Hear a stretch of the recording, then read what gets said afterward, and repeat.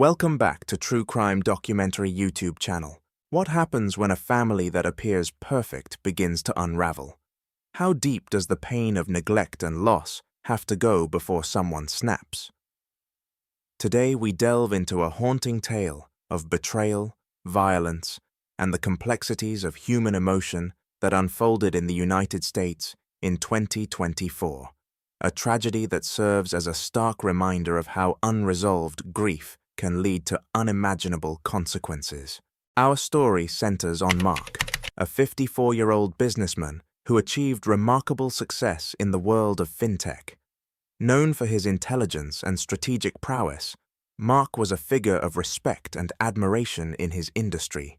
But behind this facade of success lay a complicated and painful personal life, one that would soon spiral out of control.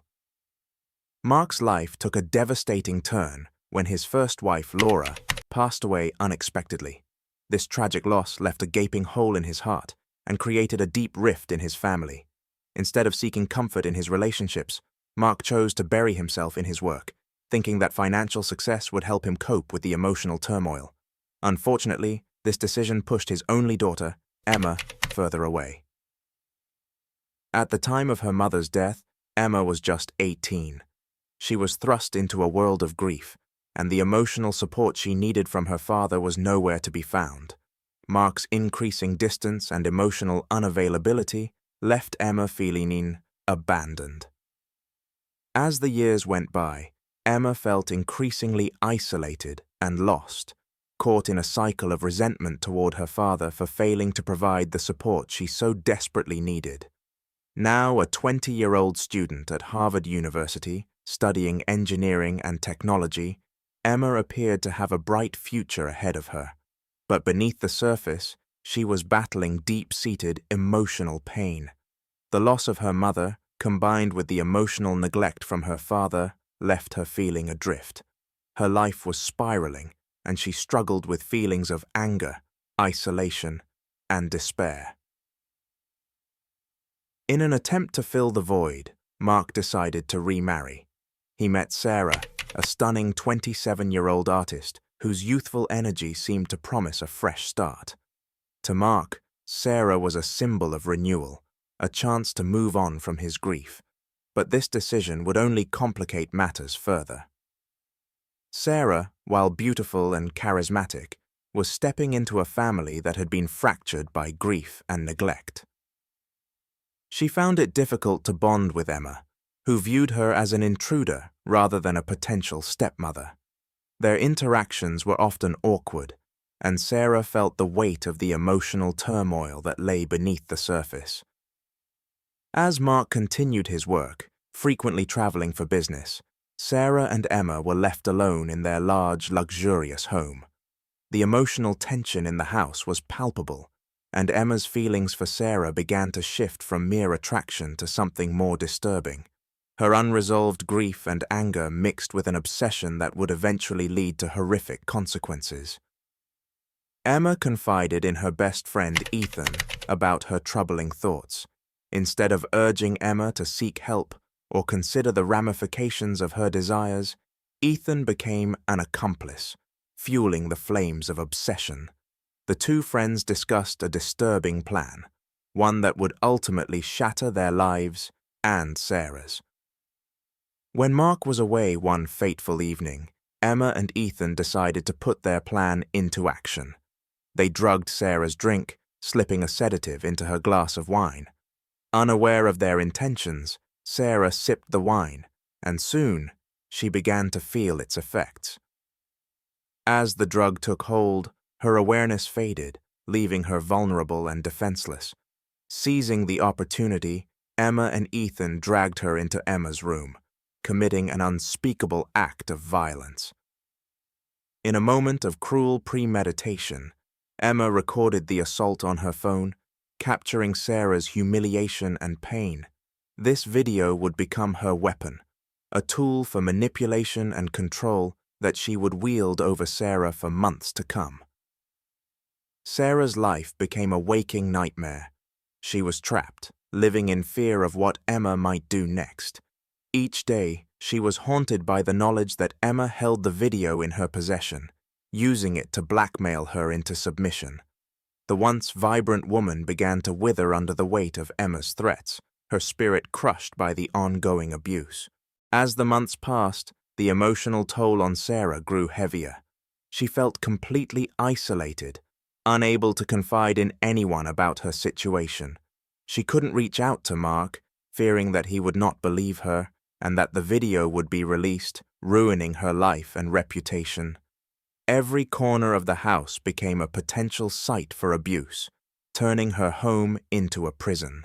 But even the most desperate individuals can reach a breaking point. After months of torment, Sarah decided she could no longer live in fear.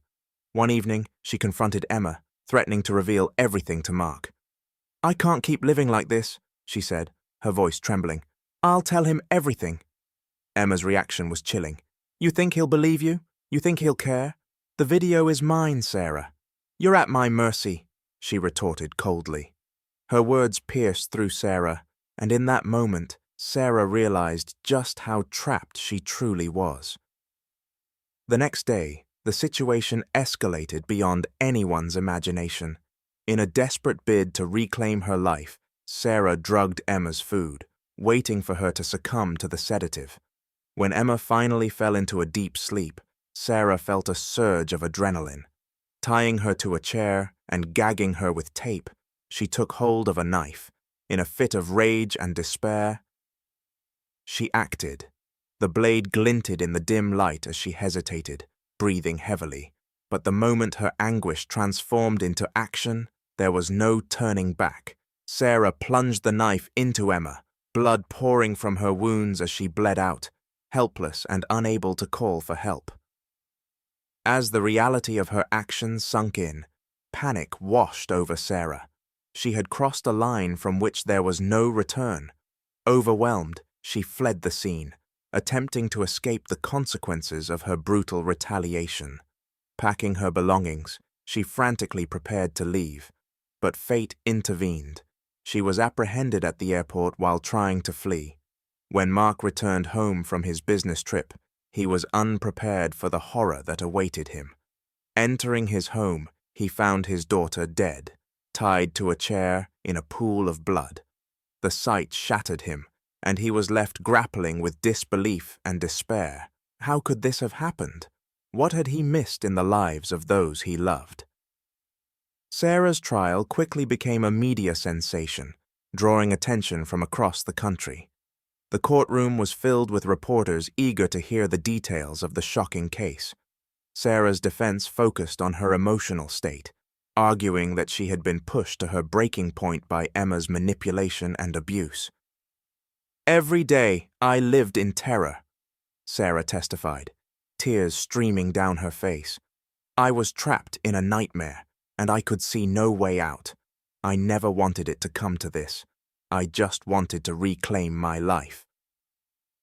The prosecution, however, maintained that while Sarah had endured trauma, her actions could not be justified. "We cannot allow the ends to justify the means," the lead prosecutor stated. "Taking another person's life is a serious crime, and the consequences must reflect that." As the trial progressed, witnesses were called to testify. Experts in psychology and domestic abuse explained how long-term manipulation can lead victims to feel powerless, sometimes driving them to act in ways they never thought possible. In situations of extreme abuse, individuals may feel that they have no other options, one expert explained. They may resort to desperate measures, believing it's the only way to regain control of their lives.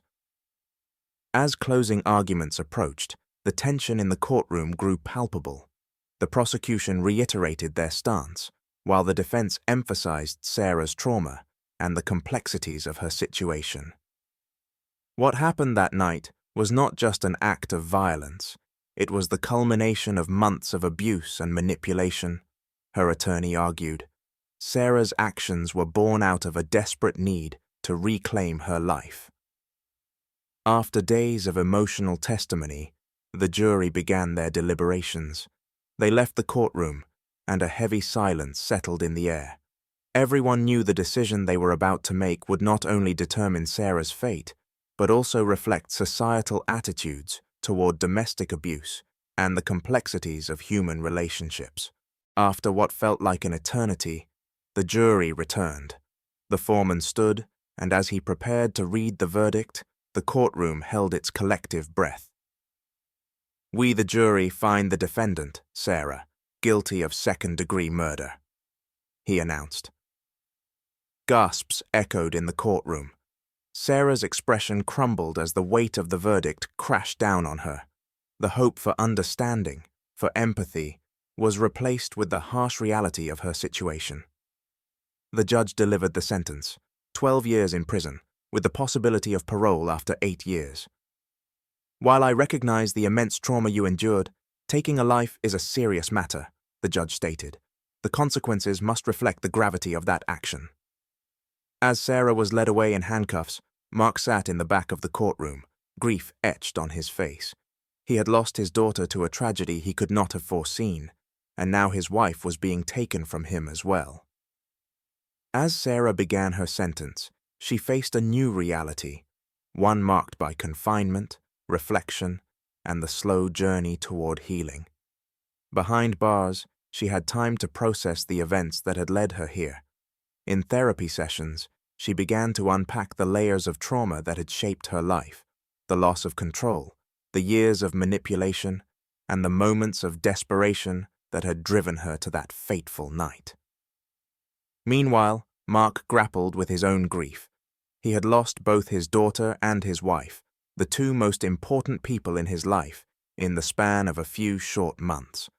The emotional weight of the situation was overwhelming. He sought counseling to navigate his feelings of loss, anger, and guilt. As he attended sessions, he began to confront the consequences of his emotional neglect, acknowledging that he had played a part in the tragedy that had unfolded.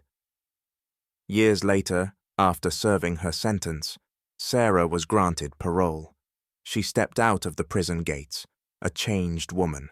With a determination to start anew, she began the difficult journey of rebuilding her life. She sought therapy to continue her healing process and became involved in advocacy work, speaking to young people about the importance of mental health and the need to address emotional turmoil before it spirals out of control.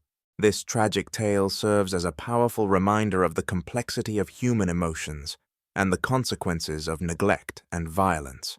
It forces us to confront uncomfortable truths about how we treat those around us and the importance of compassion in a world that can sometimes feel cold and unforgiving. What do you think of Sarah's decision to fight back against Emma? Was there any other way she could have handled the situation? And what about Mark? How could he have acted differently to prevent this tragedy? Share your thoughts in the comments below.